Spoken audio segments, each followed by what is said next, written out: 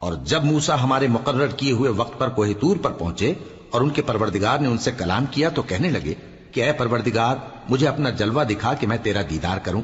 فرمایا کہ تم مجھے ہرگز نہ دیکھ سکو گے، ہاں پہاڑ کی طرف دیکھتے رہو، اگر یہ اپنی جگہ پر قائم رہا تو تم مجھ کو دیکھ سکو گے۔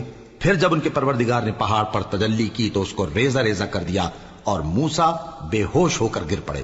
پھر جب ہوش میں آئے تو کہنے لگے کہ تیری ذات پاک ہے اور میں تیرے حضور میں توبہ کرتا ہوں اور جو ایمان لانے والے ہیں ان میں سب سے اول ہوں۔ فرمایا اے موسیٰ میں نے تم کو اپنے پیغام اور اپنے کلام سے نواز کر لوگوں سے ممتاز کیا ہے، تو جو میں نے تم کو عطا کیا ہے اسے تھامے رکھو اور میرا شکر بجا لاؤ۔ اور ہم نے تورات کی تختیوں میں ان کے لیے ہر قسم کی نصیحت اور ہر چیز کی تفصیل لکھ دی۔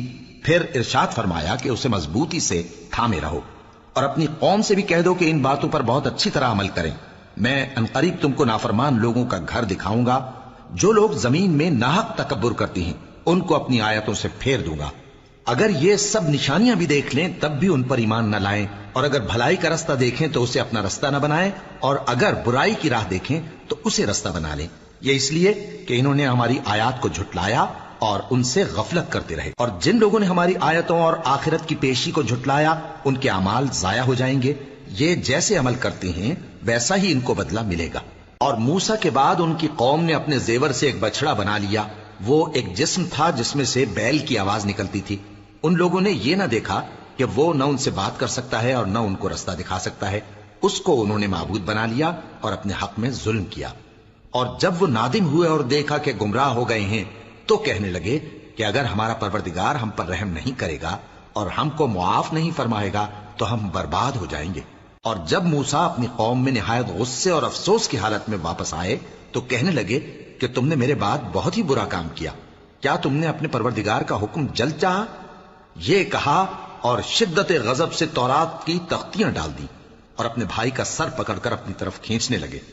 انہوں نے کہا کہ بھائی جان، لوگ تو مجھے کمزور سمجھتے تھے اور قریب تھا کہ قتل کر دیں، تو ایسا کام نہ کیجیے کہ دشمن مجھ پر ہنسیں اور مجھے ظالم لوگوں میں شامل نہ سمجھیے۔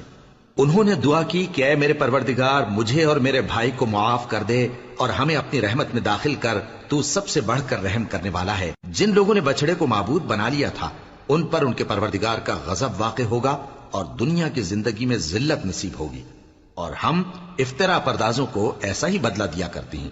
اور جنہوں نے برے کام کیے پھر اس کے بعد توبہ کر لی اور ایمان لے آئے تو کچھ شک نہیں کہ تمہارا پروردگار اس کے بعد بخش دے گا کہ وہ بخشنے والا مہربان